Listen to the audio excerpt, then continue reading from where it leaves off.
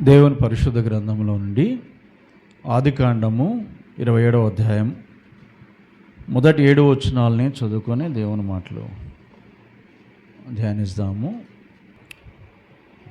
ప్రియులారా, మనము చదువుకున్న లేఖన భాగమును పరిశీలన చేస్తే ఇక్కడ ఒక తండ్రి తన పెద్ద కుమారుని ఆశీర్వదించాలి అని అనుకుంటున్నాడు. మన పితరుడైన ఇస్సాకు, ఆ భక్తుడు, తన పెద్ద కుమారుడైన ఏశావును వాగ్దానములకు వారసుని చేయాలని, దేవుని సన్నిధానములో దేవుని నామములో ఆయన్ను ఆశీర్వదించాలని 7వ వచనంలో చూస్తున్నాం కదా. యెహోవా సన్నిధిని నిన్ను ఆశీర్వదించున్నట్లు, యెహోవా సన్నిధిని నిన్ను ఆశీర్వదించున్నట్లు, దేవుని నామములో దేవుని సన్నిధిలో తన పెద్ద కుమారుణ్ణి ఆశీర్వదించాలని కోరుతూ ఉన్నాడు. అయితే ఆ తండ్రి తాను ఆశించిన రీతిగా తన పెద్ద కుమారుణ్ణి ఆశీర్వదించగలిగాడా?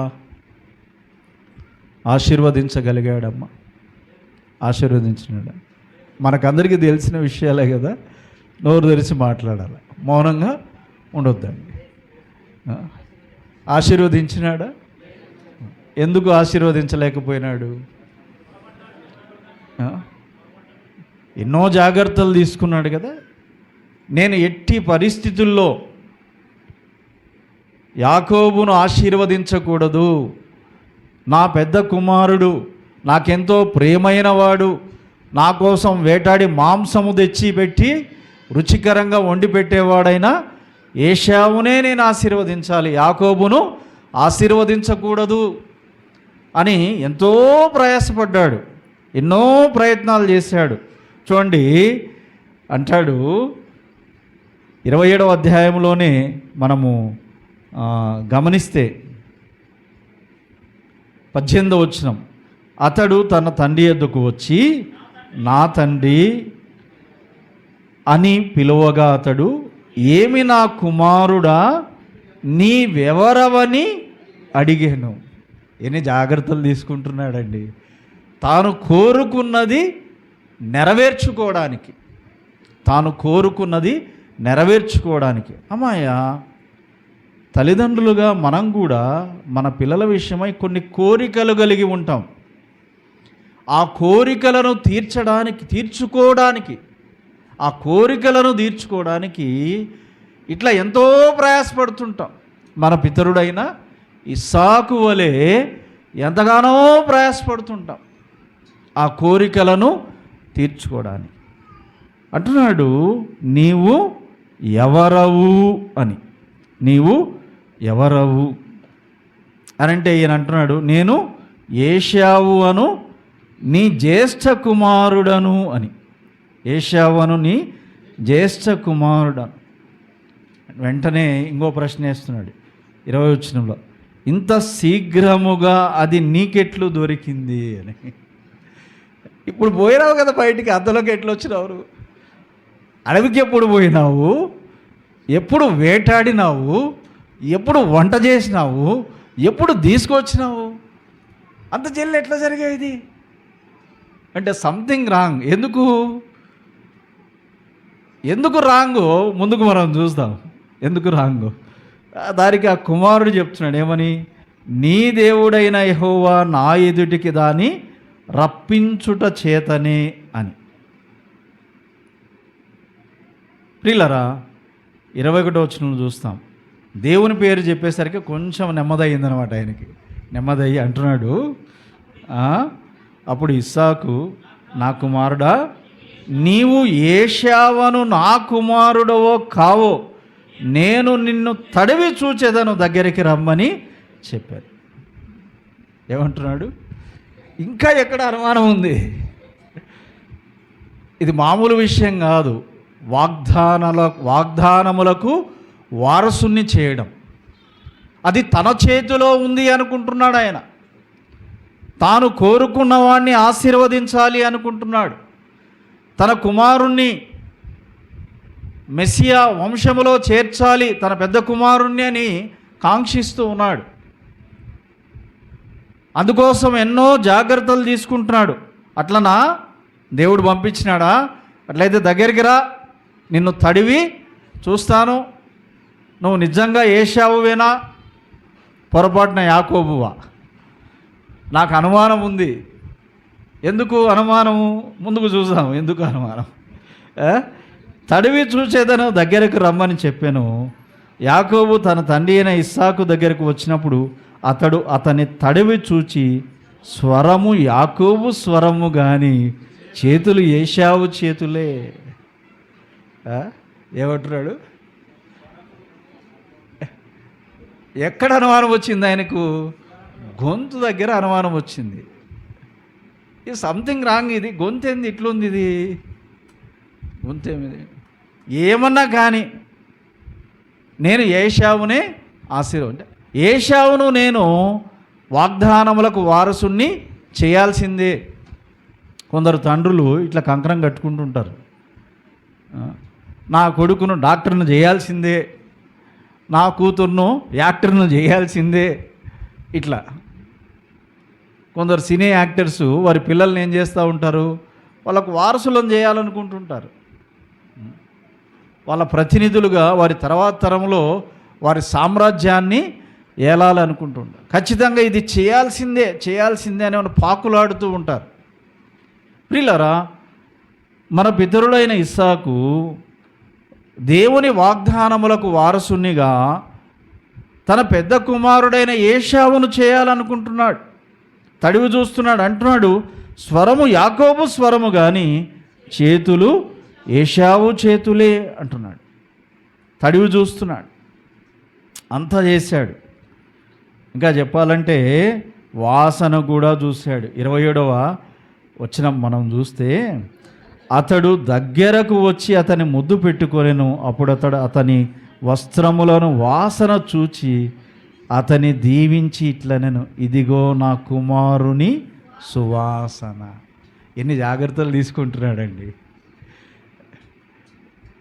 కళ్ళు కనపడడం లేదు కానీ పెద్ద ఆయన తక్కువడు కాదు ఈయన. గొంతు గుర్తుపడుతున్నాడు, వాసన చూస్తున్నాడు. మీ పిల్లల వాసన ఎప్పుడన్నా మీరు చూసినారా? తెలుసా మీకు మీ పిల్లల వాసన? ప్రతి మనిషికి ఒక వాసన ఉంటుంది, ఒక సెంట్. ఎప్పుడన్నా మీ పిల్లల్ని వాసన చూసినారా? వాసన చూసి గుర్తుపట్టగలరా మీ పిల్లల్ని? వాసన చూసి కాదు కానీ అసలు ముఖం కాకుండా మిగతా ఏ శరీరం చూసినా గుర్తుపట్టడం కూడా కష్టమే మనకి. ఒకసారి ఫ్యామిలీ కాన్ఫరెన్స్ పెట్టారు. అక్కడ ఏం చేశారంటే ఆ కాళ్ళ వరకు కనపడతాయి, స్క్రీన్ వెనక కూర్చోబెట్టినారు భార్యల్ని, పాస్టర్లని. భర్తలు పోయి ఆ కాళ్ళు చూసి గుర్తుపట్టాలా, ఎవరి భార్య దగ్గర వాళ్ళు పోయి నిలబడాలా. ఒక పాస్టర్ గారు పోయి ఒక దగ్గర నిలబడినాడు, సీనియర్ మోస్ట్ పాస్టర్, ముసలాయన. ఇంకొక ఎవరి పాస్టర్ వచ్చి, అయ్యా ఇక్కడ కాదు నువ్వు నిలబడాల్సింది పో అంటాడు. లేదు ఇక్కడే అంటాడు ఆయన. కాదయ్యా ఇక్కడ కాదంటాడు ఆయన. సుమారు 50 ఏళ్ళు, 40 ఏళ్ళు, 30 ఏళ్ళు సంసారం చేసినా కూడా భార్య కాళ్ళని గుర్తుపట్టలేరు. ఈ పెద్ద మనిషి ఏం చూస్తున్నాడు? వాసన చూస్తూ ఉన్నాడు. వాసన చూశాడు, తడివి చూశాడు. అంటున్నాడు, అన్నీ బాగానే ఉన్నాయి కానీ ఎక్కడో తేడా కొడతా ఉంది, ఇది స్వరం మాత్రం కరెక్ట్గా లేదు అని. కానీ ఏదైతేనేమి ఏం చెప్తున్నాడు? దేవుని పేరు చెప్తున్నాడు. ఏమని? నీ దేవుడు రప్పించినాడని. ప్రియమైన వారలారా, ఎన్నో జాగ్రత్తలు తీసుకున్నాడు, ఆశీర్వదించేసినాడు. కానీ ఎవరిని? తన పెద్ద కుమారున్నా కాదే. ఎవరిని ఆశీర్వదించాడు అనంటే తన చిన్న కుమారుడు. ఎవరినైతే ఆశీర్వదించకూడదు అనుకున్నాడో, ఎవరినైతే వాగ్దానములకు వారసుని చేయకూడదు అనుకున్నాడో ఆ కుమారుణ్ణే ఆశీర్వదించాడు, వాగ్దానములకు వారసుని చేశాడు. కారణం ఏంటి అంటే చూడండి, ఆ కుమారుని వాగ్దానములకు వారసుని చేసింది తండ్రి కాదు. ఎవరు అనంటే దేవుడు. ఆదికాండం 25వ అధ్యాయం మనము చదువుకున్నప్పుడు, ఆదికాండం 27వ అధ్యాయం 23వ వచనం మనం చూస్తే, 2 జనపదములు నీ గర్భములో కలవు, 2 జనపదములు నీ కడుపులో నుండి ప్రత్యేకముగా వచ్చును, ఒక జనపదము కంటే ఒక జనపదము బలిష్టమై ఉండును, పెద్దవాడు చిన్నవానికి దాసుడగును అనెను. పెద్దవాడు చిన్నవానికి దాసుడగును. ఎవరు చెప్పారండి ఈ మాట? ఇది తెలియదా తండ్రికి? ఇది తెలియదా తండ్రికి? ఆయన ఏమన్నా సాధారణమైన వ్యక్తి? నీ వంటి వాడు, నా వంటి వాడా? కాదే. ఆయన దేవుని వాగ్దానము చొప్పున జన్మించినవాడు, మృతతుల్యమైన గర్భములో పుట్టినవాడు, సాధారణమైన వ్యక్తి కాదు, అసాధారణమైన పుట్టుక కలిగినవాడు. ఆయన ప్రవక్త, కానీ ఆయన తాను కోరుకున్న తన పెద్ద కుమారుణ్ణి ఆశీర్వదించలేకపోయాడు. కోరుకొని తన చిన్న కుమారుణ్ణే వద్దనుకున్నా కూడా ఆశీర్వదించాడు. కారణం ఏంటి అంటే, దేవుడు అతని వాగ్దానములకు వారసుని చేశాడు. తల్లి గర్భములో ఉన్నప్పుడే చెప్పాడు. ఏమని అంటే, పెద్దవాడు చిన్నవానికి దాసుడవుతాడు. రోమా 9 మనము పరిశీలన చేస్తే, రోమా 9 మనం పరిశీలన చేస్తే 10వ వచనం నుండి చదువుకున్నప్పుడు, అంతేకాదు రిబ్కా మన తండ్రి అయిన ఇస్సాకు అను ఒకని వలన గర్భవతి అయినప్పుడు ఏర్పాటును అనుసరించిన దేవుని సంకల్పము క్రియల మూలముగా కాక పిలుచువాని మూలముగానే నిలకడగా ఉండు నిమిత్తము పిల్లలింకా పుట్టి మేలైనను కీడైనను చేయకముందే పెద్దవాడు చిన్నవానికి దాసుడగును అని ఆమెతో చెప్పబడెను. ఇందును గూర్చి నేను యాకోబును ప్రేమించి తిని ఏశావును ద్వేషించి తిని అని వ్రాయబడి ఉన్నది. అమ్మాయ, తండ్రికి తెలియదా దేవుడు ఎవరిని ప్రేమిస్తున్నాడో? తండ్రికి తెలియదా దేవుడు ఎవరిని వాగ్దానములకు వారసుని చేశాడు? కానీ దైవ సంకల్పాన్ని త్రోసివేసి దైవ చిత్తమును కాదని ఆ తండ్రి ఎందుకు తాను ప్రేమిస్తున్న తన పెద్ద కుమారుడైన ఏశావును ఆశీర్వదించాలనుకున్నాడు? అమ్మాయ, మనుషులు తామేదో చేయగలమనుకుంటుంటారు. తాము ఏదో చేయగలము.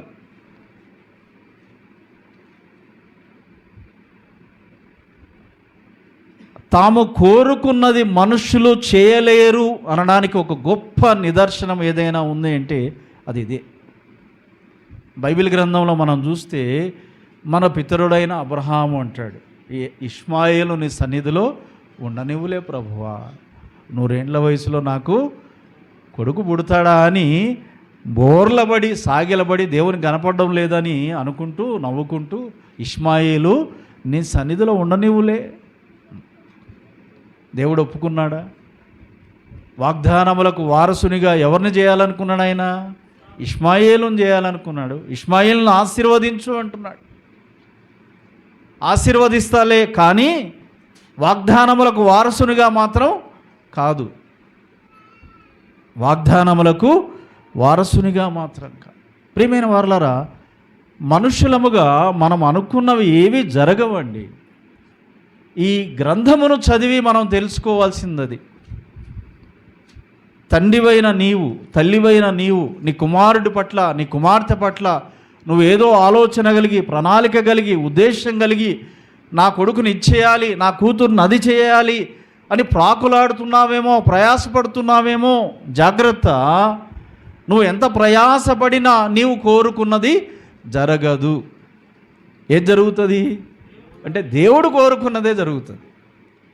వారి విషయంలో దేవుడు ఒక ప్రణాళిక కలిగి ఉన్నాడు, దేవుడు ఒక ఆలోచన కలిగి ఉన్నాడు. అదే జరుగుతుంది. కానీ నువ్వెంత ప్రయాసపడినా, ఎన్ని జాగ్రత్తలు తీసుకున్నా మన పితరుడైన ఇస్సాకు వలె తడివి చూసినా, వాసన చూసినా, ఇంకోటి చేసినా ఉపయోగమే లేదు. దేవుడు కోరుకున్నదే వాళ్ళు అవుతారు, కానీ నువ్వు కోరుకున్నది జరగదు. ప్రియమైన వారలారా, ఒక తండ్రి తాను ఆశీర్వదించాలి అని ఆశించిన తన పెద్ద కుమారుణ్ణి ఎన్నో జాగ్రత్తలు తీసుకున్నప్పటికీ కూడా ఆశీర్వదించలేకపోయాడు. వద్దనుకున్న తన చిన్న కుమారుణ్ణి ఆయన ఆశీర్వదించాడు. బైబిల్ గ్రంథంలో మరి ఒక సంఘటన మనము చూస్తే, అక్కడ ఒక తండ్రి ఈ విధంగా ఆశపడుతున్నాడు. చూడండి, సమూయేలు మొదటి గ్రంథంలోనికి మనం వచ్చినట్లయితే,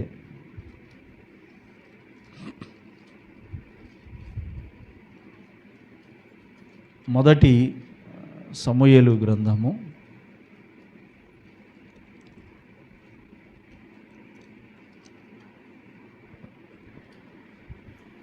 20వ అధ్యాయం 30వ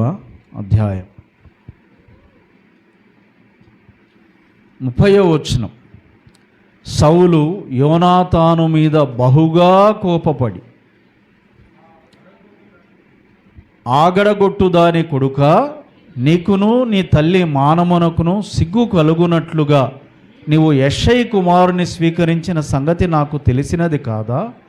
యెష్షయి కుమారుడు భూమి మీద బ్రతుకునంత కాలము నీకైనను నీ రాజ్యమునకైనను స్థిరత కలుగదు గదా. ఏం చేయాలనుకుంటున్నాడు ఈ తండ్రి? తన కుమారుడైన యోనాతానును తన తర్వాత రాజును చేయాలనుకుంటున్నాడు. అమ్మాయ, రాజైన సౌలు తన కుమారుడైన యోనాతాను, తన జ్యేష్ఠ కుమారుడు తన తర్వాత రాజు కావాలని కాంక్షిస్తున్నాడు. ఆయనకు అర్థమైపోయింది ఏంటి అంటే, నా కుమారుడి కంటే పెద్దగా కాంపిటీటర్ ఇక్కడ ఉన్నాడు. అది ఎవరంటే దావీదు బతుకుంటే నా కొడుకు రాజు కాలేడు. తండ్రి కొడుకు వారసుడు కావాలనుకున్నాడు. అందుకోసం ఏం చేయాలనుకున్నాడు? అల్లుణ్ణి చంపాలనుకున్నాడు. ప్రియమైన వారలారా, మనము గమనిస్తే 23వ అధ్యాయం 14వ వచనంలో ఈ మాట ఉంటుంది. అయితే దావీదు అరణ్యములోని కొండ స్థలముల యందును జీఫు అను అరణ్యమున ఒక పర్వతమందును నివాసము చేయుచుండెను. సౌలు అనుదినము అతని వెదకినను దేవుడు సౌలు చేతికి అతనిని అప్పగించలేదు. తండ్రేమో తన కొడుకు తన తర్వాత రాజు కావాలనుకుంటున్నాడు. అయితే దేవుడు ఎవరు రాజు కావాలనుకున్నాడు అంటే దావీదు రాజు కావాలనుకున్నాడు. ఈ సంగతి ఆయనకు కూడా తెలుసు. మన పితరుడైన ఇస్సాకు కూడా తెలుసు. ఎందుకు? తల్లి గర్భంలో కొట్లాడుతున్నారంటే వీళ్ళు, బయటకు వచ్చినాక కాదు, తల్లి గర్భంలోనే కొట్లాడుతున్నారు. ఆ అమ్మ తట్టుకోలేక దేవుని దగ్గరికి పోయింది. భర్తకు చెప్పకుండానే పోయి ఉంటుందా? తిరిగి వచ్చిన తర్వాత భర్తకు జవాబు చెప్పకుండానే ఉంటుందా? ఏం చెప్పినాడమ్మా అని అడగకుండానే ఉంటాడా? ఆయన ప్రవక్తే, ఆయనకు తెలియదు ఆ విషయం. అన్నీ తెలుసు. ఈయనకు తెలియదా? ఈయనే చెప్తాడు తన నోటి మాటతో ఏమని, నాయనా దావీదా, నీవు నిశ్చయముగా ఇజ్రాయేలీలను ఏలుతావు అంటాడు. మళ్ళీ ఏం చేస్తాడు? ఎట్లన్నా ఇతన్ని చంపాలా, నా కొడుకుని రాజుని చేయాలంటాడు. ఎట్లన్నా ఇతన్ని చంపాలి, నా కొడుకుని రాజుని చేయాలి. తన తర్వాత తన సింహాసనం మీద ఎవరిని కూర్చుండబెట్టాలో అది సౌలు వశములో ఉందా? అది సౌలు వశం. అమ్మాయ, మనుషులు ఇట్లా అనుకుంటుంటారు, నేనేమైనా చేయగలను. కొందరు పిల్లలు కూడా ఇట్లా అంటుంటారు, మా నాయన్ని బట్టే మాకు ఇది అని.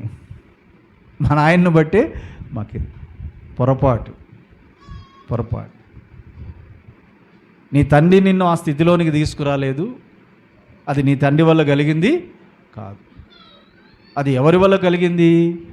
అది దేవుని వలన కలిగింది.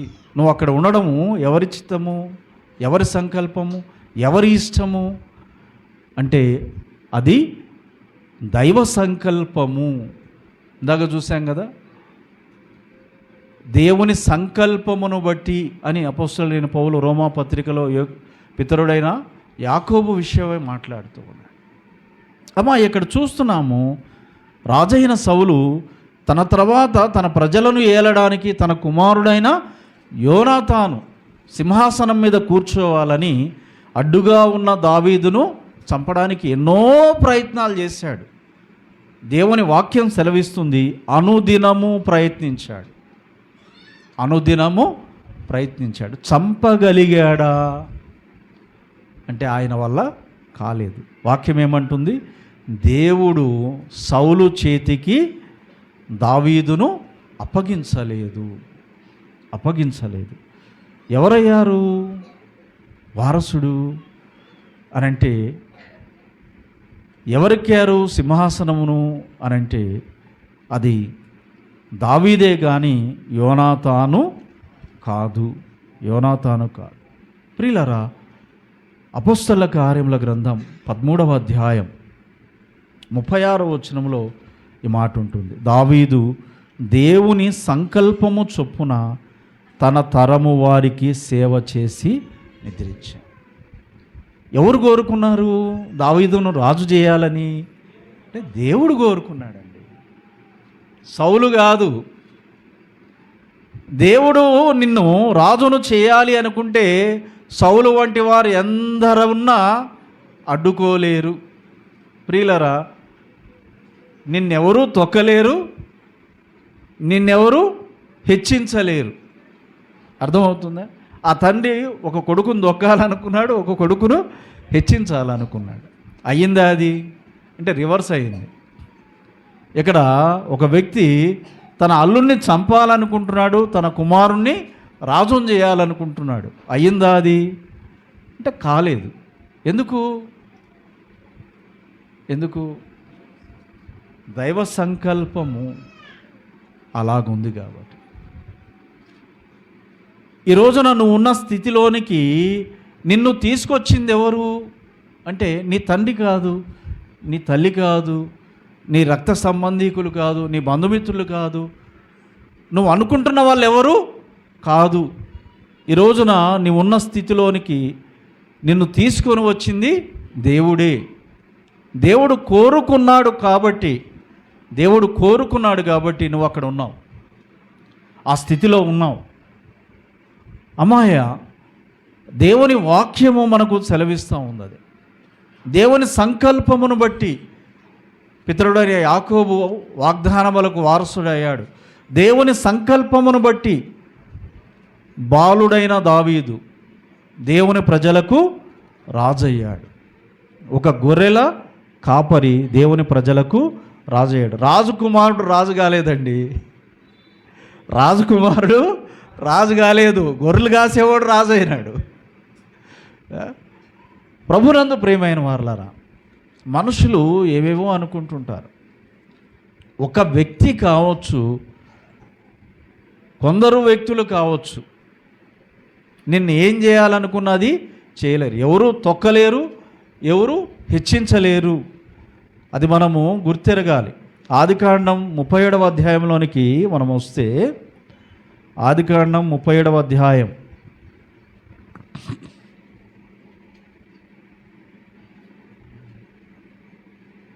18వ వచనం నుండి మనం చదువుకున్నప్పుడు, అతడు దగ్గరకు రాకమునుపు వారు దూరము నుండి అతని చూచి అతని చంపుటకు దురాలోచన చేసిరి.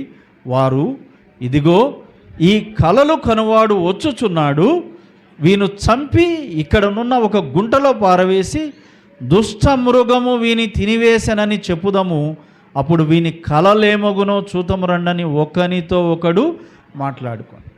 కొందరు అన్నలు తమ్ముని గురించి మాట్లాడుకుంటున్నారు, దొరికినాడురా వీడు అని. వీడు దొరికినాడు, వీనికి మనము సాగిలబడి మొక్కుతామా?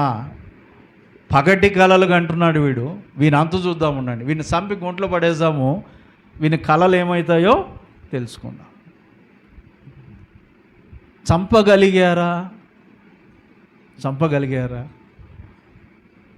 అమ్మాయ మనుషులు ఇట్లా అనుకుంటుంటారు, నేను పాడైపోవడానికి, నేను చెడిపోవడానికి, నేను త్రొక్కబడ్డానికి, నేను అణచబడ్డానికి ఇద్దో వీళ్ళే కారణం, వీళ్ళ నుండే నేను ఇట్లా అయిపోయినాను అని. ఎవరు కారణం కాదు. ఎవరిని తొక్కలేరు, ఎవరి ఎదుగుదలను ఎవరు ఆపలేరు. అన్నల వల్ల అయిందా? యోసేపును అడ్డుకోవడము, సింహాసనం మీద కూర్చోకుండా చంపాలనుకున్నారు, చంపగలిగినారా? ప్రియమైన వారలారా, ఒకసారి ఆలోచన చేద్దాం. కొందరు వ్యక్తులే కాదు, ప్రజలందరూ అనుకున్నా కూడా ఏమీ చేయలేరు. బైబిల్ గ్రంథం అదే చెప్తాం.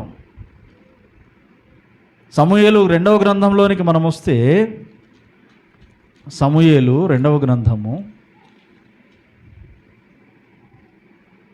19వ అధ్యాయం 8వ వచనం నుండి మనం చదువుకున్నప్పుడు, రాజు గుమ్మములో కూర్చున్నాడన్నమాట జనులందరూ విని రాజును దర్శింపవచ్చిరి కానీ ఇజ్రాయేలు వారు తమ తమ ఇండ్లకు పారిపోయిరి. అంతటా ఇజ్రాయేలు వారి గోత్రములకు చేరికైన జనులందరూ ఇట్లనుకొనిరి, మన శత్రువుల చేతిలో నుండి, ఫిలిస్తీన్ల చేతిలో నుండి మనలను విడిపించిన రాజు అబ్షాలోమునకు భయపడి దేశములో నుండి పారిపోయెను. మన మీద మనము రాజుగా పట్టాభిషేకము చేసిన అబ్షాలోము యుద్ధమందు మరణమాయెను. ప్రజలు ఏమనుకున్నారమ్మా? ఈ దావీదు ఎంతసేపు దేవుడు దేవుడు దేవుడు దేవుడు అంటాడు, ఎంతసేపు దేవాలయం కట్టాలి నా తర్వాత నా కొడుకు కడతాడని ఆ దేవాలయం కోసం అది చేయాలి ఇది చేయాలని ఏమేమో చేస్తుంటాడు. మమ్మల్ని అసలు పట్టించుకోవడం లేదు, సరైన పరిపాలన చేయడం లేదు, ప్రజల బాగోగులు చూడడం లేదు. అబ్షాలోము చూస్తే యెరూషలేముకు పోతానే ఏం చేస్తాడు? మీద పడి ముద్దులు పెడతాడు, వాటేసుకుంటాడు. ఎంత మంచోడు అబ్షాలోము. ఈ దావీదును పక్కకు పెట్టేస్తాం. ఎట్లా దావీదు రాజు అయినాడు? మనం కోరుకుంటే రాజు అయినాడు. ఎట్లయినాడు? మనం కోరుకుంటే. మనం కాదా ఈ దావీదును రాజును చేసింది? మనం అనుకుంటే దింపలేమా? దావీదును దించేసి అబ్షాలోమును రాజును చేసుకుందామని పోయి హెబ్రోన్లో కలుసుకున్నారు. అందరూ హెబ్రోన్లో కలుసుకొని ఏం చేసినారు? అబ్షాలోముకు పట్టాభిషేకం చేసేసినారు. కోరుకున్న ప్రజలను, ఆ ప్రజలు కోరుకున్న వ్యక్తి పరిపాలన చేశాడా? ఏలినాడా? ఏం జరిగిందంట? మొదటి పరీక్ష, రాజుకు ఫస్ట్ పరీక్ష. అండి, ప్రభుత్వాలను మనం పరిశీలన చేస్తే ముఖ్యమంత్రి కావచ్చు, ప్రధానమంత్రి కావచ్చు, ఆయన అసెంబ్లీలో అడుగు పెడతానే మొట్టమొదట విశ్వాస పరీక్ష ఉంటుంది. విశ్వాస పరీక్ష అంటే మెజారిటీ నిరూపించుకోవాలి, సంఖ్య నిరూపించుకోవాలి. మొదటి పరీక్షలోనే భారతదేశంలో కొన్ని ప్రభుత్వాలు కూలిపోయినాయి, కొన్ని రాష్ట్రాల్లో దేశ ప్రభుత్వం కూడా. వాజ్పేయి గారు మెజారిటీని నిరూపించుకోలేకపోయినారు ఆ దినాల్లో. విశ్వాస పరీక్షలో అబ్షాలోముకు మొట్టమొదటి పరీక్ష ఎదురైంది. ఏమైంది? పాత రాజుని ఏం చేయాలా? సంపాలా. ఇతను రాజుగా అంటే, ఇతని సింహాసనం స్థిరపడాలంటే, ఇతను రాజుగా ప్రజలని ఏలాలంటే పట్టాభిషేకం చేస్తే సరిపోదు. ఏం చేయాలి? పాత రాజుని చంపాలి, అంతే. ఆయన ఉంటే ఈయన రాజు కాలేడు,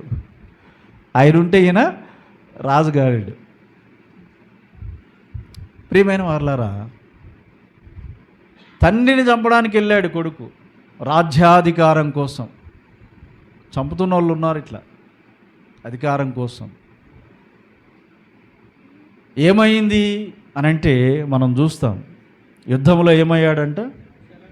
అబ్షాలోము చనిపోయాడు. అమ్మాయ, ఒక వ్యక్తి కావచ్చు, కొందరు వ్యక్తులు కావచ్చు, ప్రజలందరూ కావచ్చు, కోరుకొని ఏది చేయలేరు, ఎవరిని ఏ స్థితిలోనికి తీసుకొని వెళ్ళలేరు, అది అయ్యేది కాదు. కొందరు ఇట్లా అనుకుంటుంటారు, మేము లేకపోతే వాడాడున్నాడు, మేము కాదా వాడిని అది చేసింది, మేము కాదా వాడిని ఇది చేసింది. అమ్మాయ, మనుషులు అనుకొని ఏమీ చేయలేరు, మనుషుల వల్ల ఏమీ కాదు. అబ్షాలోము తమ్మును ఏలాలని ఆశించారు, పట్టాభిషేకం చేశారు. అయితే ఏమయ్యాడంటే అబ్షాలోము చచ్చి కూర్చున్నాడు, గొంతులో పడుకున్నాడు. ఇప్పుడు మళ్ళా గత్యంతరం లేదు ప్రజలకు. ఎక్కడికి పోవాలి ఇప్పుడు? మళ్ళీ ఎవరినైతే వద్దన్నారో అతని దగ్గరికి తల నేలకేసుకొని ఇట్లా ఇట్లా చూసుకుంటా, మా పొరపాటు అయింది, మమ్మల్ని క్షమించు, మేము నీ ఎముకనంటిన వారము, మేము నీ మాంసమునంటిన వారము, నీవు మమ్మల్ని ఏలినావు కదా. ఈ దావీదుకు ఇది మొదటి నుండి అనుభవమే, కొత్త అనుభవం కాదు ఇది. మొదట కూడా అతన్ని చంపడానికి రాజైన సౌలుతో కలిసి వెంటబడింది ఎవరు అంటే ఈ ప్రజలే. ఏ ప్రజలనైతే గొల్యాతు బారి నుండి కాపాడాడో, ఫిలిస్తీన్ల బారి నుండి కాపాడాడో, ఇజ్రాయేల్ శత్రువుల చేతిలో నుండి కాపాడాడో వాళ్ళే మాట్లాడుతున్నారు చూడండి ఇక్కడ. ఏమని? మన శత్రువుల చేతిలో నుండి, ఫిలిస్తీయుల చేతిలో నుండి మనలను విడిపించిన, ఎవరినైతే ఆయన కాపాడుతూ వచ్చాడో వాళ్ళే రాజైన సౌలుతో ఏకీభవించి అతన్ని చంపడానికి ఒకప్పుడు ప్రయత్నము చేశారు. ఇది రెండవ కుట్ర. ఈసారి ఎవరితో ఏకీభవించారు అంటే అతని కుమారుడైన అబ్షాలోముతో ఏకీభవించి మళ్ళీ అతన్ని చంపడానికి ప్రయత్నం చేశారు. చూడండి ఎట్లటోళ్ళకి సేవ చేస్తూ ఉన్నాడు దావీదు. దేవుని సంకల్పము చొప్పున తన తరము వారికి, ఆ తరంలో వాళ్ళు ఎట్లున్నారు అంటే తన ప్రాణాలు తీయచూచుచున్నారు. నీవు నేను ఎట్లున్నాము అంటే వీడిని సిలువ వేయము, సిలువ వేయము, సిలువ వేయము అన్న గుంపులో ఉన్నాము. ఏ గుంపులో ఉన్నాము? ఎవరి కోసం ఆయన సిలువలో ప్రాణం పెడుతున్నాడు, ఎవరి కోసం దావీదు ప్రయాసపడుతున్నాడు, ఆ ప్రజలు ఎట్లున్నారు? కృతజ్ఞత కలిగి ఉన్నారా? అమ్మాయ వాళ్ళ దావీదును రాజు చేసింది అని అంటే వాళ్ళు కాదు. వాళ్ళు ఆయన చంపడానికి ఎన్నోసార్లు ప్రయత్నం చేశారు, కానీ అది జరగలేదు. దేవుడు కోరుకున్నాడు తన తరము వారికి ఆయన రాజయ్య వారిని పరిపాలన చేశాడు, వారి శత్రువుల బారి నుండి వారిని కాపాడాడు. ప్రియమైన వారలారా, మనం కోరుకొని ఎవరిని ఏమీ చేయలేము. ఒక వ్యక్తి కావచ్చు, కొందరు వ్యక్తులు కావచ్చు, ప్రజలందరూ కావచ్చు. మనము కోరుకొని ఎవరిని ఏమీ చేయలేము, అది మన వలన అయ్యేది కాదు. మనం కోరుకొని ఎవరిని పాతాళానికి తొక్కలేము. అర్థమవుతుందా? ఎవరిని హెచ్చించలేము, ఎవరిని అనగదొరకలేము. నేను కోరుకొని ఇక్కడ ఉన్న వాళ్ళలో ఎవరిని సేవకుని చేయలేను. అర్థమవుతుందా? ఎవరిని పాస్టర్ని చేయలేను. అటువంటివి పెట్టుకోవద్దండి. అట్లని ఎవరిని తొక్కలేను కూడా. నేను దొక్కాలనుకుంటే అయ్యేది కాదు. నన్ను దొక్కాలని చాలామంది 2012 నుండి ప్రయత్నం చేస్తూనే ఉన్నారు. 2012 నుండి వాళ్ళ వల్ల కావడం లేదు.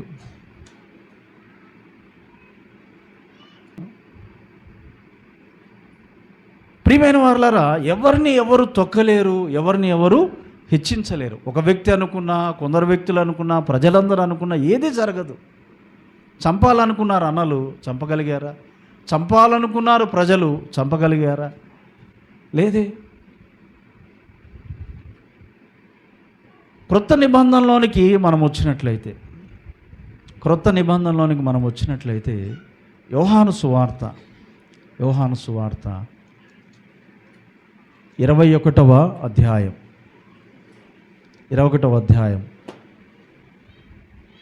3వ వచనం మనం చదువుకున్నప్పుడు, సీమోను పేతురు నేను చేపలు పట్టబోదునని వారితో అనగా, ఏం చేయాలనుకుంటున్నాడంటే ఈయన చేపలు పట్టాలనుకుంటున్నాడు. ఏదో అనుకొని ఈయన ఎమ్మడబడితే ఏదో అయిపోయా. ఒకసారి అట్లా జలకిచ్చినాడు, మళ్ళీ మాయమైపోయినాడు. ఎక్కడున్నాడేమో తెలియదు. ఏం చేయాలో మాకు అర్థం కావడం లేదు. నాకు తెలిసిన పని ఒకటే. ఏం పని అది? చేపలు పట్టేది. పోయి చేపలు పట్టుకుంటానబ్బా, మీ ఇష్టం, మీ సాగు మీరు రావండి. వీళ్ళు అంటున్నారు మేమును నీతో కూడా వచ్చేదాం. నువ్వు చేపలు పడితే మేమేం చేస్తాము, మాకు తెలిసింది అదే, మేము చేపలు పడతాం, పోదమ్మా అందరు పో. ఏం చేయాలనుకుంటున్నారు వీళ్ళు? ప్రియులరా, సీమోను పేతురు, అమ్మాయ ఇక్కడున్న ప్రతి యవ్వన బిడ్డ దేవుడు మీతో మాట్లాడుతున్నాడు. నువ్వు ఏదో కావాలనుకుంటున్నావు, అది నీ వశములో లేదు.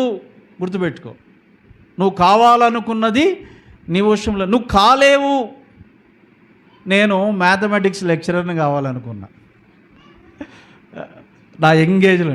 అంటే హై స్కూల్ లెవెల్ నుండి నేను అనుకున్నది మ్యాథమెటిక్స్ లెక్చరర్ని కావాలి, మ్యాథ్స్లో డాక్టరేట్ చేయాలని, పిహెచ్డీ చేయాలని నా కోరిక. నేనేమయ్యాను? ప్రియులరా, అసలు నా లైఫ్లో ఆలోచన చేస్తే నేను అనుకున్న వైపు అడుగులు ఒక్కసారి కూడా పడలేదు.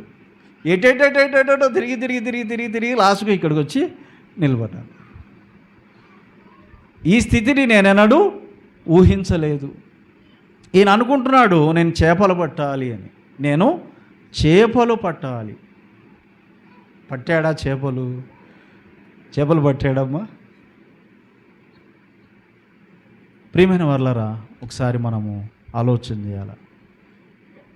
చేపలు పట్టే జాలరి కావాలనుకున్నాడు. అయితే ఏమయ్యాడినా? మత్తయి సువార్త 4వ అధ్యాయం 19-20 వచనాలు. ఆయన నా వెంబడి రండి, నేను మిమ్మును మనుష్యులను పట్టు జాలరులనుగా చేతును. ఆయన సంకల్పం ఏంటి? నీ విషయంలో దైవ సంకల్పం ఏంటో నీకు తెలుసా? కొందరు ఆ సంకల్పానికి దూరంగా పరిగెత్తుతూ ఉంటారు పేతురులాగా. వాళ్ళకు తెలిసినా కూడా ఈ సంగతి ఈయనకు తెలియదా? ఎవరికి? పేతురుకు తెలియదా? తెలుసు. ఎవరితో చెప్పాడు ఈ మాటలు? పేతురుతోనే చెప్పాడు. పిలిచాడు, పేతురు రా, నిన్ను మనుషులను బట్టు జాలరునిగా చేస్తానని. కానీ ఇతను ఏం చేస్తున్నాడు? లేదు, నేను చేపలే పట్టుకుంటాను అంటున్నాడు. నేను చేపలే పట్టుకుంటాను. అయ్యిందా అది? ప్రియమైన యవ్వన బిడ్డలారా, మీరు ఏదో కావాలనే ఒక ప్రణాళిక, ప్లానింగ్ మీకుండొచ్చు. మీ తండ్రులు తల్లులు కోరుకున్నది జరగదు, మీ బంధువులు కోరుకున్నది జరగదు, అదే సమయంలో మీరు కోరుకున్నది కూడా జరగదు. గుర్తుపెట్టుకోండి, నువ్వు ఏదో కావాలనుకుంటున్నావు, అది జరగదు. అది నువ్వు ఏదో చేయాలనుకుంటున్నావు, అది జరగదు. ఏది జరిగేది అంటే దైవ సంకల్పం. నిన్ను పుట్టించిన దేవుడు, ఈ లోకంలో నిన్ను పుట్టించిన దేవుడు, ఆయనకు నీ విషయమై ఒక సంకల్పం ఉంది, ఒక ఆలోచన ఉంది, ఒక ఉద్దేశం ఉంది. దాన్ని ఆయన నెరవేర్చుకుంటాడు. నువ్వు అనుకున్నది నువ్వు కాలేవు. అమ్మాయ చేపలు పట్టాలనుకున్నాడు, రాత్రంతా ప్రయాసపడినాడు, ఒక చేపన దొరికిందే. చూడండి, కోరుకున్నది ఎప్పుడు వదులుతాము అని అంటే ఫెయిల్ అయితేనే వదులుతాము, లేకుంటే వదలం. మనం మామూలు వాళ్ళం కాదు. ఊరికే మాట వింటాం మనము, అంత సులభంగా మాటిన వాళ్ళం కాదు మనము. మనం తోలు ఎట్లా తీయాలో దేవునికి కూడా బాగా తెలుసు. రాత్రంతా ఏం చేశాడంట? చూడండి, తెల్లవారింది, రాత్రంతా కష్టపడ్డారు, దోణిని లోపలికి తీసుకొని పోయి తిప్పలు పడ్డారు. ఏం జరిగింది? యోహాను 21:4 నుండి చదువుకోండి. సూర్యోదయమగుచుండగా యేసు ధరిని నిలిచెను. అయితే ఆయన యేసు అని శిష్యులు గుర్తుపట్టలేదు. యేసు, పిల్లలారా, భోజనమునకు మీ యొద్ద ఏమైనా ఉన్నదా అని వారిని అడుగగా లేదని వారు ఆయనతో చెప్పారు. ఏం చేసినారు మరి? రాత్రంతా వల వేసినారు, ఎన్నోసార్లు వేసినారు. అయితే ఒక్క చేప కూడా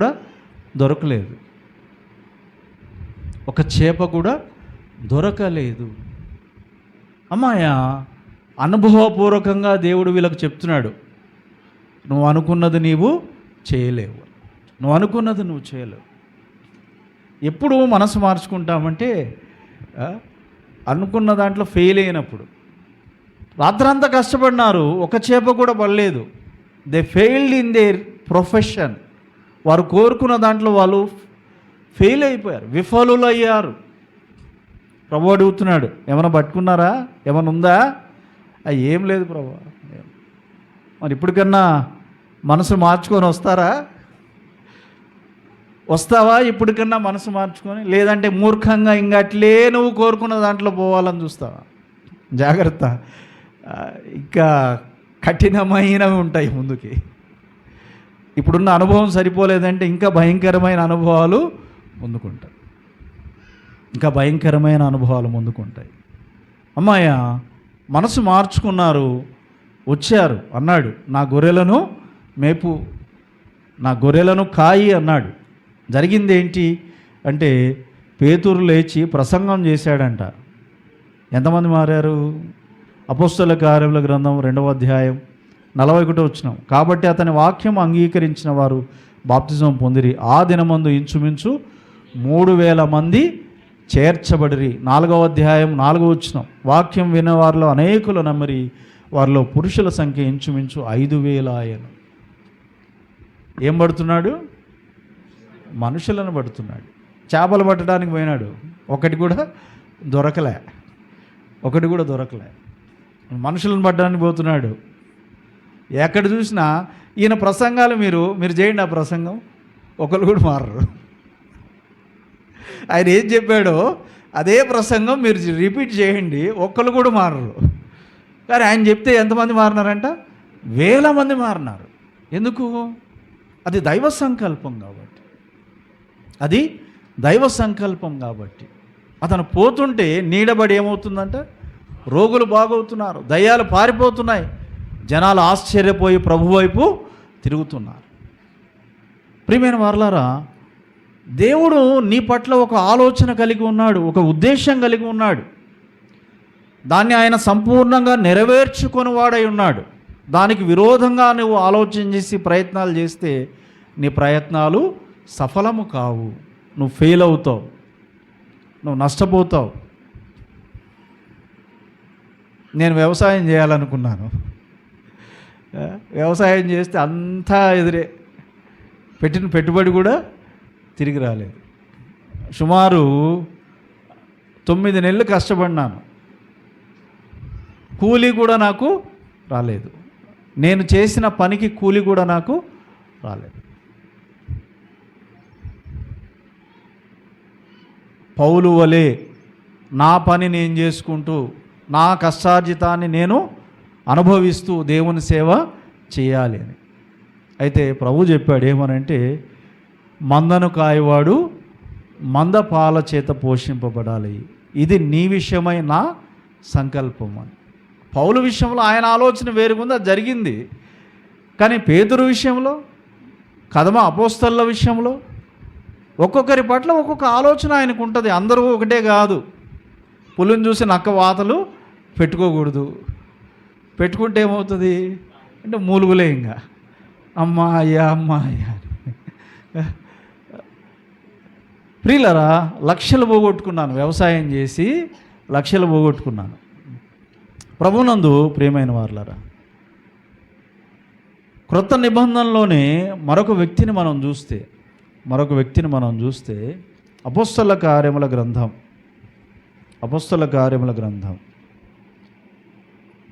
8వ అధ్యాయం 3వ వచనం. సౌలైతే ఇంటింటా జొచ్చి పురుషులను స్త్రీలను ఈడ్చుకొని పోయి చెరసాలలో వేయించి సంఘమును పాడు చేయుచుండెను. ఏం చేస్తున్నాడంటే ఈ మనిషి? యేసు ప్రభువు నమ్ముకున్న వాళ్ళని బాధ పెడుతున్నాడు, హింసిస్తున్నాడు, జైల్లో పెట్టిస్తున్నాడు. 9వ అధ్యాయం 1వ వచనం చదువుకున్నప్పుడు, సౌలు ఇంకను ప్రభువు యొక్క శిష్యులను బెదరించుటయును హత్య చేయుటయును తనకు ప్రాణాధారమైనట్టు ప్రధాన యాజకుని యొద్దకు వెళ్ళి, ఈ మార్గమందున్న పురుషులనైనను స్త్రీలనైనా కనుగొనేడలా వారిని బంధించి యెరూషలేమునకు తీసుకొని వచ్చుటకు దమస్కులోని సమాజముల వారికి పత్రికలు ఇమ్మని అడిగాడు. ఎట్లా మారిపోయాడంటే ఈ మనిషి? యేసు ప్రభువుని నమ్మిన వాళ్ళని చంపడమే తనకు ప్రాణాధారం. అంటే పని, జీవనోపాధి. ఈ రోజున ఆంధ్ర రాష్ట్రంలో, తెలుగు రాష్ట్రాల్లో, భారతదేశంలో కొంతమంది ఒక పని పెట్టుకున్నారు. అదేంటంటే యేసు ప్రభువును దూషించడము, బైబిల్ని విమర్శించడం. అది చేస్తే వాళ్ళకు భుక్తి. దాన్ని వదిలేశారనుకో వాళ్ళు పైసాకు పనికిరారు. దాని ద్వారా లగ్జరియస్ లైఫ్ లీడ్ చేస్తున్నారు. వాళ్ళకు ప్రాణాధారం ఏంటి అంటే యేసు ప్రభువును దూషించడము, బైబిల్ని విమర్శించడము. సంఘానికి ఇది కొత్త కాదు. ఇది ఆది నుండి సంఘమునకు ఇటువంటి వ్యతిరేకతలు ఉన్నాయి, ఇటువంటి వ్యక్తులు ఉన్నారు. వాళ్ళల్లో ఒకడు సౌలు. ఇదే బ్రతుకు తెరువుగా పెట్టుకొని సంఘాన్ని హింసిస్తూ తిరుగుతున్నాడు. జరిగిందేంటి? అపోస్తలుల కార్యముల గ్రంథం 26వ అధ్యాయం 14 వచనం చదవండి. 26:14. మేమందరమును నేలపడినప్పుడు సౌలా సౌలా నన్నెందుకు హింసించుచున్నావు? ముని కోలలకు ఎదురు తన్నుట నీకు కష్టమని హెబ్రీ భాషలో ఒక స్వరము నాతో పలుకుట వింటుంది. ఏమంటున్నాడు ప్రభు?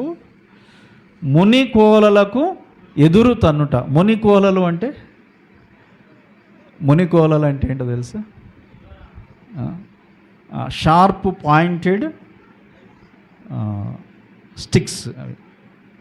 అవి ఏనుగులకు అంకుశం అంటుంటారు. ఆ ఏనుగును కదిలించడానికి, అట్లే కూడా ఈ ఎద్దులను కదిలించడానికి ఆ కర్రకు చివర ఇనుప లోహంతో మేకులు ఉంటాయి. అవి దాంతో ఇట్లా కుచ్చుతారు. అట్లా దానికి ఎదురుదంతే ఏమవుతుంది? ప్రియులరా, సౌలు విషయమైన దైవ సంకల్పానికి విరోధంగా పోతున్నాడు ఈ మనిషి.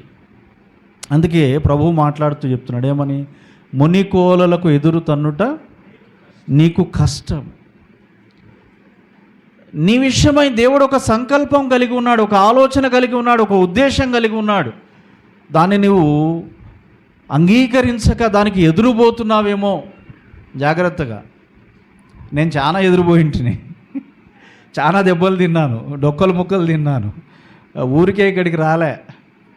ఇక్కడికి రావడానికి వెనక చాలా ఏట్లు ఉన్నాయి. ప్రియమైన వారలారా, మనం కూడా అట్లే ఉంటాం. దైవ సంకల్పం ఏంటో తెలిసి కూడా దానికి లోబడకుండా, దాన్ని అంగీకరించకుండా మన ఇష్టాన్ని నెరవేర్చుకోవాలని, మన కోరిక తీర్చుకోవాలని మనం ప్రయత్నం చేస్తుంటాం, ప్రయాసపడుతూ ఉంటాం. అయితే ఈ మధ్యాహ్నమందు ప్రభు మాట్లాడుతున్నాడు ఏమని? ముని కోలలకు ఎదురు తన్నుట నీకు కష్టము. జాగ్రత్త. అటువంటి పని చేయడానికి పోయినాం అనుకో ఏమవుతాయి? దెబ్బలు తగులుతాయిగా నువ్వు సక్సెస్ కాలేవు. నువ్వు సఫలుడవు కాలేవు, నువ్వు సఫలురాలివి కాలేవు. అమ్మాయ మనసు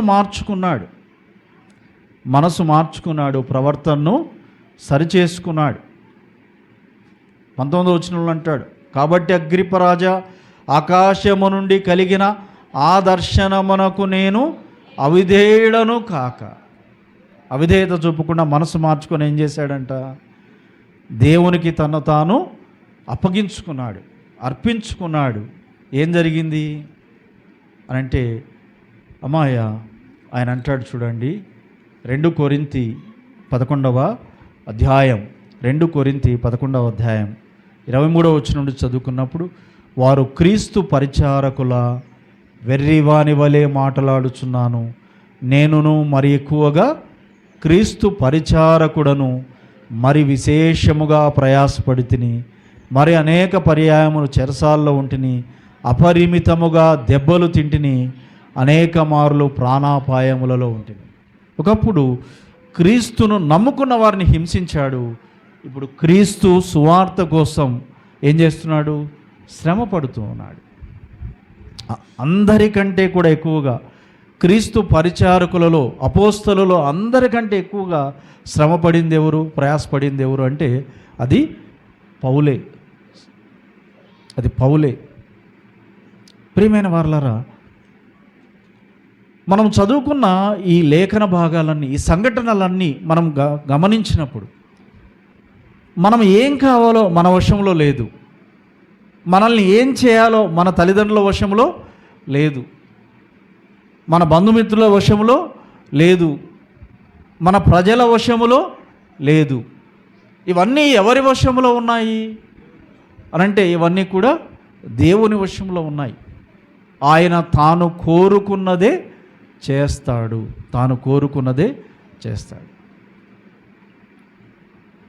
ప్రియమైన వారలారా, ఇంకా ఎవరైనా ఈ స్థితిలో నేను ఉన్నాను అని అంటే దానికి కారణం నా కష్టము, నా ప్రయాస, నా తెలివి, నా జ్ఞానము, నా బుద్ధి, ఇట్లా అనుకుంటూ ఉంటే, ఇట్లా గనక అనుకుంటూ ఉంటే, అమ్మాయ దేవుడు మాట్లాడుతున్నాడు. ఆ నీ స్థితికి కారకుడవు నీవు కాదు, ఆ నీ స్థితికి కారకుడవు నీవు కాదు. ఎవరమ్మా? 1 కొరింథీ 15వ అధ్యాయం 10వ వచనం. 1 కొరింథీ 15:10. అయినను నేనేమై ఉన్నానో అది దేవుని కృప వలననే అయి ఉన్నా. ఏమంటున్నాడు? ఈ రోజున ఈ స్థితిలో ఉన్నానంటే దానికి కారణం దేవుడే. ఆయన తన కృపచేత నన్ను ఇక్కడికి తీసుకొచ్చాడు. ఎవరో నన్ను తెచ్చి ఇక్కడ పెట్టలేదు, ఎవరో నాకు ఈ భాగ్యము ఇవ్వలేదు. ఇదంతా కూడా దైవకృప. నేను కష్టపడి సంపాదించుకుంది కాదు, నా తెలివితేటలతో, నా బుద్ధి జ్ఞానములతో, నా భక్తితో, నా విశ్వాసముతో నేను సంపాదించుకున్నది కాదు. ఇదంతా కూడా దైవ కృప అని సాక్ష్యం ఇస్తున్నాడు. అమ్మాయ, ఇంకా ఎవరైనా ఈ విధంగా అనుకుంటూ ఉంటే ఈ మధ్యాహ్నమందు నా ఈ స్థితికి కారణం నేనే, నా ఈ స్థితికి కారణం నా తల్లిదండ్రులే, నా ఈ స్థితికి కారణం నా చుట్టూ ఉన్న వాళ్ళే, వాళ్ళని బట్టి వీళ్ళని బట్టి దాన్ని బట్టి దీన్ని బట్టి, ఇట్లా ఎవరైనా అనుకుంటూ ఉంటే అంటే నువ్వు ఎవరిలో అతిశయిస్తున్నావు? నీలో కావచ్చు, నీ తల్లిదండ్రుల్లో కావచ్చు, లేదంటే నీ చుట్టూ ఉన్న నీ బంధుమిత్రులను బట్టి కావచ్చు. అయితే దేవుడు అంటున్నాడు, ఆ నీ స్థితికి కారణం నా కృపయే అని. చివరిగా ఒక వచనం చూసుకొని బల దగ్గరికి మనం వెళ్దాం. 2 కొరింథీ 10వ అధ్యాయం 17వ వచనం. 2 కొరింథీ 10వ అధ్యాయం 17వ వచనం. అతిశయించువాడు ప్రభువునందే అతిశయింపవలను. అమ్మాయ, ఈ రోజున నీవు ఈ స్థితిలో ఉన్నావంటే దానికి కారణం ఎవరు? ఆ ప్రభు అయిన యేసుక్రీస్తు. నీకు ఈ భాగ్యం ఇవ్వడం కోసం ఆయన ఎంతగానో శ్రమపడ్డాడు. గవిని వెలుపట ఆయన శ్రమ పొందాడు. నీకోసం పరలోకమును విడిచాడు, దేవుని స్వరూపమును విడిచాడు, మనుష్యుల పోలికగా పుట్టాడు, దాసుని స్వరూపమును ధరించాడు, రక్తమాంసములలో పాలివాడయ్యాడు, కన్య మరియమ్మ గర్భమున ప్రవేశించి శరీరమును ధరించి శిశువుగా ఈ లోకములో పుట్టి 33.5 సంవత్సరములు నీవలే ప్రతి విషయములో శోధింపబడినను పాపము చేయక పాపులతో చేరక శోధనను శోధకుని జయించి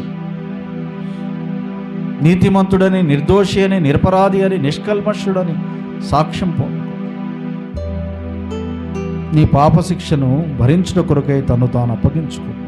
నీ శాపముల నుండి నిన్ను విడిపించుట కొరకై భూమి ఆకాశములకు మధ్యను ఆ శిలోమ్రాన వ్రేలాడి నీ ప్రాణ విమోచన క్రయధనముగా తన ప్రాణమునే అర్పించాడు.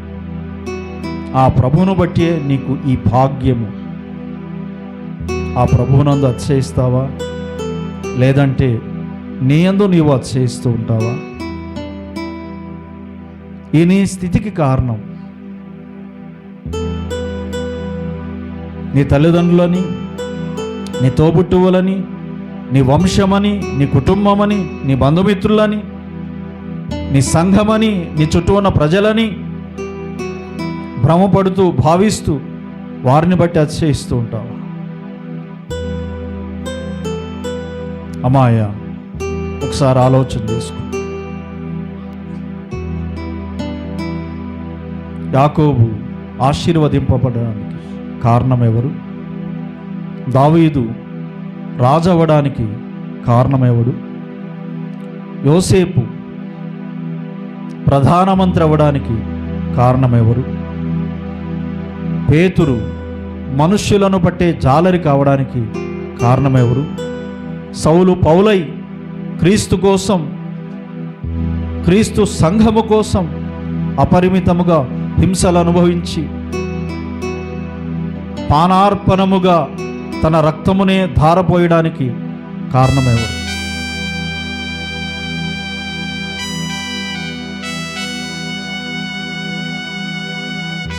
వారిని కోరుకున్న దేవుడే, తన సంకల్పము చొప్పున వారికి ఆ భాగ్యమును దయచేసిన దేవుడే నిన్ను కోరుకున్నాడు.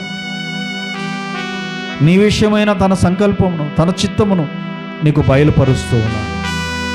ఆయన చిత్తానికి, ఆయన సంకల్పానికి నువ్వు ఒప్పుకుంటావా? లేదంటే మునికోలలకు ఎదురు తనుతావా? నువ్వేదో చేయాలని, ఏదో కావాలని,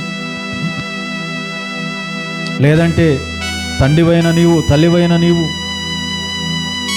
నీ బిడ్డల పట్ల దేవుని చిత్తమేంటో తెలుసుకోకుండా, ఆ దైవ సంకల్పానికి వారిని అప్పగించకుండా, నా కుమారుణ్ణి అది చేయాలి, నా కుమార్తెని ఇది చేయాలని ప్రాకులాడుతున్నావు.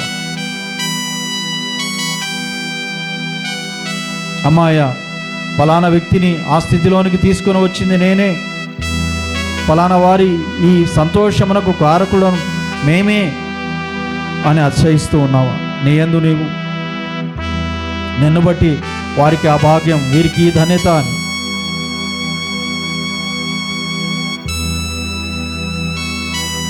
ఒకసారి ఆలోచన చేసుకుందాం, ఆత్మవిమర్శ చేసుకుందాం, ప్రార్థన చేసుకుందాం. పరిశుద్ధుడవైన దేవా, నీ సంకల్పము చొప్పున సమస్తమును సృష్టించిన వాడా, నీకు స్తోత్రాలు స్తోత్రాలు స్తోత్రాలు చేస్తున్నాను. నీ సంకల్పము చొప్పుననే మమ్మను ఈ లోకములో పుట్టించిదు అని ఒప్పుకొనొచ్చు నిన్ను స్తుతిస్తూ ఉన్నా.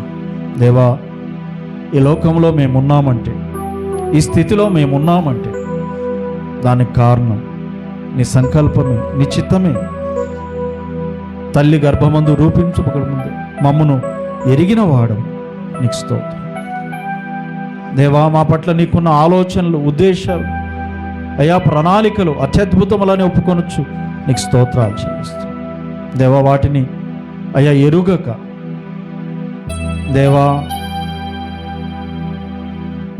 మా ఈ భాగ్యమును కోరి నీవు చేసిన ఆ పుణ్యకార్యం, ఆ పుణ్య బలియాగం దేవా మేము గుర్తెరగక మా యందు మేము అతిశయిస్తూ, మా తల్లిదండ్రుల యందు అతిశయిస్తూ, మా కుటుంబాల యందు అతిశయిస్తూ, మా వంశముల యందు అతిశయిస్తూ, మా బంధుమిత్రుల యందు అతిశయిస్తూ, మా చుట్టూ ఉన్న ప్రజల యందు అతిశయిస్తూ దేవా నీ మహిమను దొంగిలిస్తున్న వారముగా ఉన్నాం.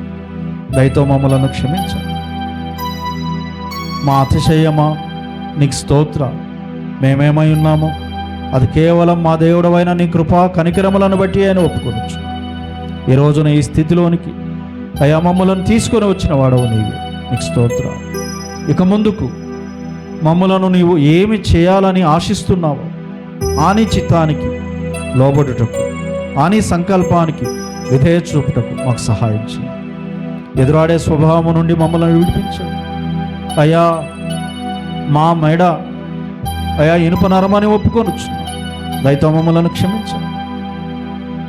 అవిధేయతను కనపరచక లోబడి నీ చిత్తమును జరిగించుటకు, నీ సంకల్పము చొప్పున మా తరమునకు సేవ చేయుటకు మాకందరికి నీ సహాయం చేయమని మా ప్రభువైన యేసుక్రీస్తు వారి నామమున దేవా, నీ చిత్తాన్ని సంపూర్ణంగా నెరవేరుస్తూ నీ చిత్తమును జరిగించుట కొరకై ఈ భూకేతించి ఆ శిలోమురాన్న తన శరీరమును, తన రక్తమును, తన ప్రాణమును, తన ఆత్మను నిర్దోషమైనవిగా, నిష్కలంకమైనవిగా అర్పించిన నీ ప్రియకుమారుడైన మా ప్రభు యేసుక్రీస్తు వారి పరిశుద్ధ నామము క్షమాభిక్ష అర్థిస్తూ ప్రార్థించి వేడుకొనుచున్నాం తండ్రి.